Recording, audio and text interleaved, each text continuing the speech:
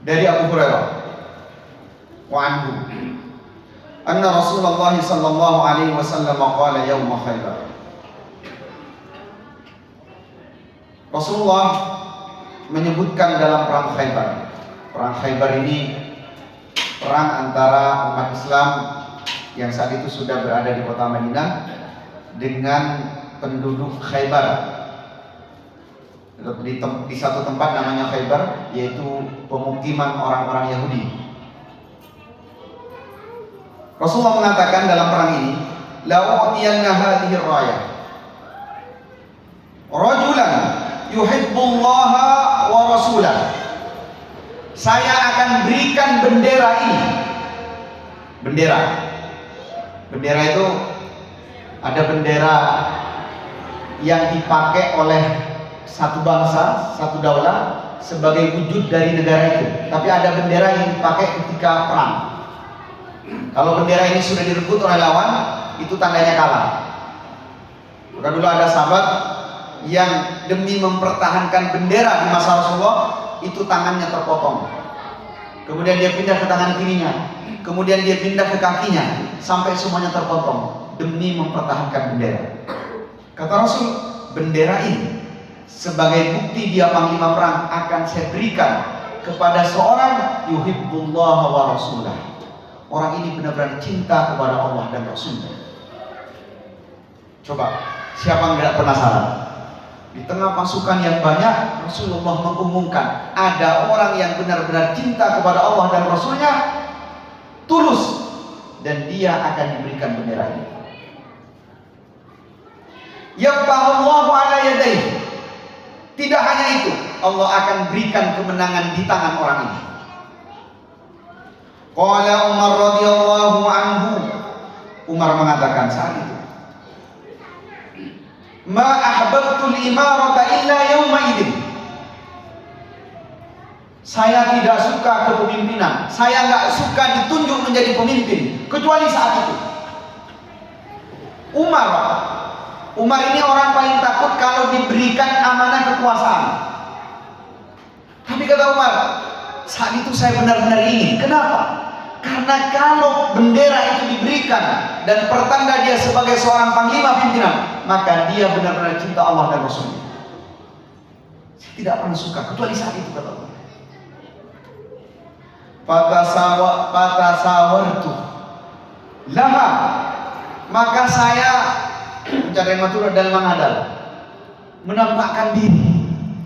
Tasawartu, saya menampakkan diri. Coba, tidak lain karena orang ini pasti cinta Allah dan Rasulnya. Raja'an muda'alaha, ada harapan besar dari Umar bahwa Umar akan dipanggil. Jadi Umar menampakkan di hadapan Rasul, pengen dipanggil. Ini benar-benar pemimpin sejati. Jadi dia ingin dipanggil, kenapa? Karena ketulusan cinta kepada Allah dan Rasulnya. Fada'a Rasulullah sallallahu alaihi wasallam Ali bin Abi Thalib. Tapi yang dipanggil oleh Rasulullah saat itu adalah Ali bin Abi Thalib. Ali bin Abi Thalib.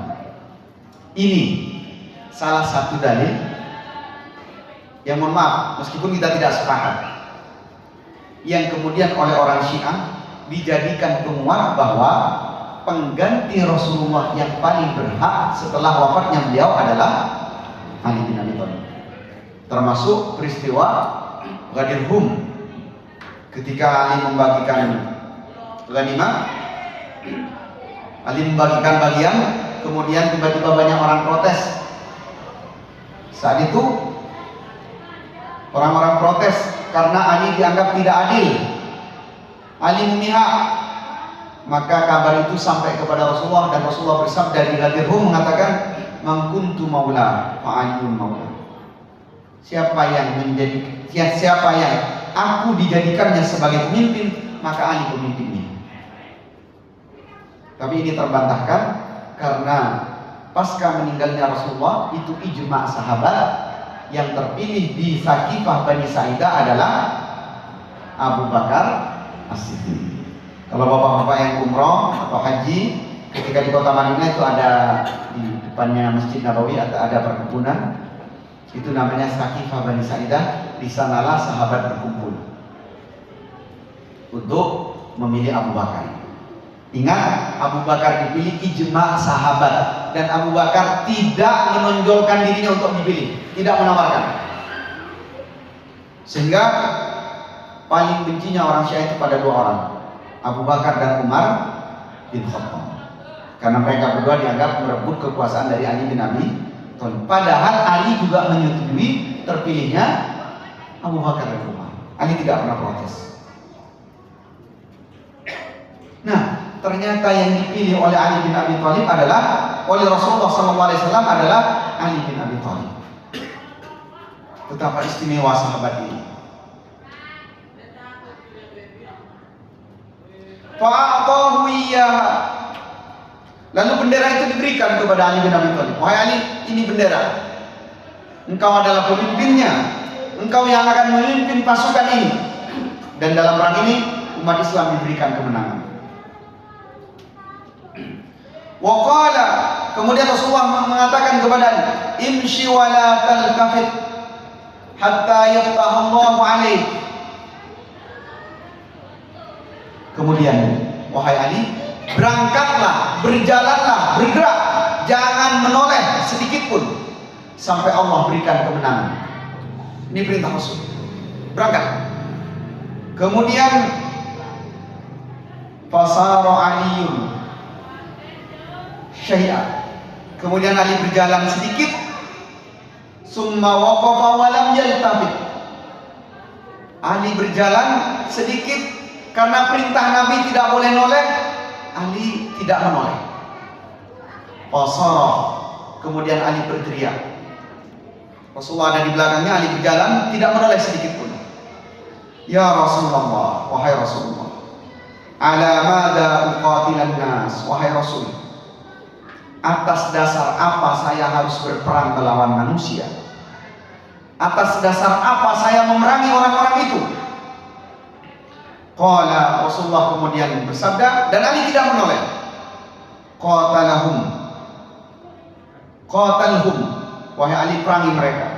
Hatta yashhadu an la ilaha illallah, sampai mereka bersaksi tidak ada Tuhan selain Allah. Perangi mereka sampai mereka bersyahadat. Wa anna Muhammadar Rasulullah, dan sesungguhnya Nabi Muhammad adalah utusan. Fa in fa'alu dzalik, kalau mereka sudah bersyahadat, mereka sudah bersaksi, mana'u minka dima'ahum, mereka terlarang olehmu darahnya, haram bagimu untuk menumpahkan darah mereka. Wa amwalahum, dan haram bagimu untuk mengambil harta mereka sedikit pun, illa bihaqqiha, kecuali yang dibenarkan oleh haknya. Ini nanti akan dijelaskan. Wa hisabuhum 'ala Allah, dan penghisaban mereka nanti di sisi Allah Subhanahu wa taala. Jemaah yang dimuliakan Allah, ini hadis terakhir dari bab ini, yang kisahnya seputar perang Khaibar. Tapi yang perlu kita ambil dari kisah ini, yang pertama adalah di mana kita, di mana keinginan kita ketika ada hadis atau riwayat, kemudian disebutkan di situ ada orang yang benar-benar mencintai Allah dan Rasulnya. Misalnya ada hadis, meskipun hadis ini ada sebagian ulama yang mempermasalahkan dalam sana, tapi yang lainnya menyebut bahwa hadis ini hasan. Innallaha wa malaikatahu yusholluna ala mayaminis sufuf. Sesungguhnya Allah dan para malaikat akan mendoakan saf-saf yang ada di sebelah kanan. Di mana kita? Kemudian ketika Rasulullah SAW menyebutkan siapa yang wudunya dengan sebaik mungkin, kemudian dia datang ke masjid, lalu dia melaksanakan sholat, dia akan didoakan malaikat mulai dia sholat sampai dia keluar dari masjid, atau sampai dia berbicara tentang dunia. Di mana kita? Sedangkan Umar bin Khattab yang sebelumnya tidak pernah menginginkan kekuasaan, ketika disebutkan oleh Rasulullah nanti yang akan memegang bendera ini adalah orang yang mencintai Allah dan Rasulnya, Umar menampak-nampakkan ini. Maka libatkan kita di antara riwayat-riwayat, di antara sekian banyak hadis Nabi, ketika disebutkan cirinya, libatkan kita. Barangkali kita nanti termasuk di antara orang-orang yang dirindukan oleh Rasulullah. Kemudian yang kedua, lihat betapa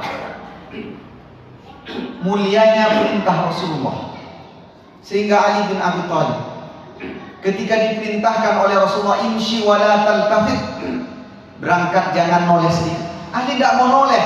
Padahal saat itu ada penasaran, dia Rasul, saya harus memerangi siapa ini? Tidak sedikit pun Ali menggerakkan kepalanya untuk menoleh kepada Rasulullah. Meskipun mungkin di situ ada adab, bahwa ketika bertanya disuruh menghadap, tapi karena perintah Ali tidak menoleh sedikit. Barangkali jamaah yang dimuliakan Allah, kita akan dihadapkan pada persoalan-persoalan ini, entah di rumah kita, di keluarga kita, dalam masyarakat, dalam pekerjaan kita. Kita malu, kita takut, kita segan. Ini loh dilarang oleh Rasulullah. Ini gak benar. Ini yang disebut dengan cinta yang sesungguhnya kepada Nabi. Begitu ada larangan, maka kemudian katakan, ini dilarang Nabi, ini tidak boleh. Jangan kemudian sebentar-bentar, tapi ini kan darurat. Belum apa-apa sudah bilang belum ada upaya. Kemudian jamaah yang dimuliakan Allah, ini yang terpenting karena fenomenanya sekarang seperti yang saya sebutkan tadi. Di Madura ini luar biasa sekarang di medsos. Tambah dikenal dengan caroknya. Rasul menyebutkan di dalam hadis ini, yang boleh kamu perangi hanyalah orang-orang yang tidak mau mengucapkan kalimat syahadat, dan itu di medan perang.